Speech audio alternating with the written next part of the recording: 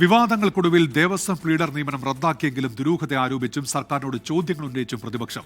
KB. Pradeep രാജിവെച്ചെങ്കിലും Sabarimala സ്വർണ്ണക്കൊള്ളക്കേസിലെ നിർണായക രേഖകൾ കിട്ടിയിട്ടുണ്ടാകില്ലേ എന്നാണ് പ്രതിപക്ഷ നേതാവ് പിണറായി വിജയന്റെ ചോദ്യം. പ്ലീഡർ നിയമനങ്ങളിൽ വിമർശനവുമായി കോൺഗ്രസ് നേതാവ് ഡോക്ടർ ജിൻഡോ ജോണും രംഗത്തെത്തി. വിവാദമായതിന് പിന്നാലെ ദേവസ്വം സ്പെഷ്യൽ പ്ലീഡറായി വി.ഡി. സതീശൻ സർക്കാർ നിയമിച്ച കെ.ബി. പ്രദീപ് രാജിവെച്ചെങ്കിലും വിഷയം പ്രതിപക്ഷം വീണ്ടും ഉയർത്തുകയാണ്.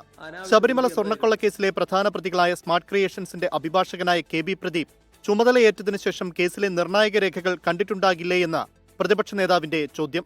ഒരു ധൃതി ഇതിൽ കണ്ടിട്ടുണ്ട്. എന്തിനായിരുന്നു ആ ധൃതി? അനാവശ്യ ധൃതി എന്തായിരുന്നു? അതിന് ഇടയാക്കിയത് എന്തായിരുന്നു? ഇപ്പോ രാജിവെച്ചതോടുകൂടി എല്ലാം അവസാനിച്ചു എന്ന നിലയ്ക്ക് ഇത് കാണാൻ പറ്റുമോ?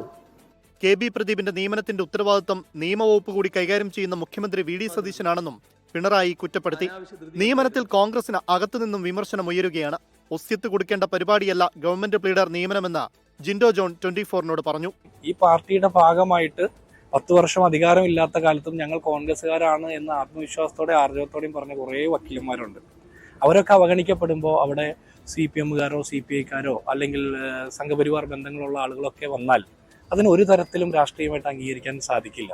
ഇപ്പോൾ ബന്ധുക്കളായിട്ടുള്ള ആളുകൾ പരിഗണിക്കപ്പെടുന്നു എന്ന് കേൾക്കുന്നു. ഇത് ബന്ധു നിയമനത്തിന് പറ്റിയൊരു മേഖലയല്ല. കാരണം ബന്ധുക്കളും സ്വന്തക്കാരും ഒക്കെ പാർട്ടി പ്രതിസന്ധിയിലാകുന്ന ഘട്ടത്തിൽ ഒരിക്കലും ഉണ്ടായി നമ്മൾ കണ്ടിട്ടില്ല.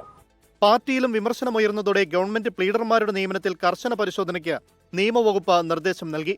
ഇതുവരെയുള്ള നിയമനങ്ങൾക്ക് പുറമെ ഇനി നടത്താനുള്ള 43 പ്ലീഡർമാരുടെ നിയമനത്തിലും അഡ്വക്കേറ്റ് ജനറലും ഡയറക്ടർ ജനറൽ ഓഫ് പ്രോസിക്യൂഷനും പരിശോധന നടത്തും.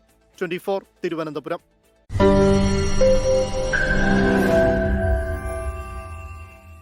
ലോകത്തെവിടെയായാലും ഏത് സമയത്തും 24 വാർത്തകളും ഓഗ്മെന്റഡ് റിയാലിറ്റി പാക്കേജുകളും എക്സ്പ്ലെയിനറുകളും വിശദമായി കാണാൻ ഞങ്ങളുടെ യൂട്യൂബ് ചാനൽ നിങ്ങൾക്ക് സബ്സ്ക്രൈബ് ചെയ്യാം.